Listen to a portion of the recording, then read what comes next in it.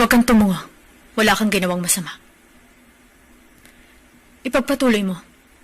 Kung magdedemanda kayo, maraming pwedeng gawin ng kliyente ko.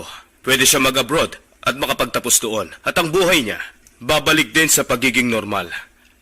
Ang anak mo, iba ang magiging sitwasyon kapag nagsampa kayo ng kaso sa amin. Malalaman ng lahat ng kahiyahiyang sinapit at pinagdaanan niya. Sa totoo lang, hindi ako naniniwala na ginahasa nga siya. Hanyul, ayaw mo sa Korea at gusto mong umalis. Pag-aaralin kita. Magtatapos ka sa Amerika.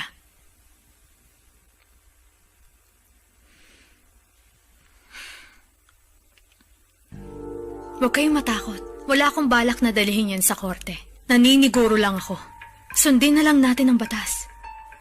Meron akong kaunting alam tungkol sa batas.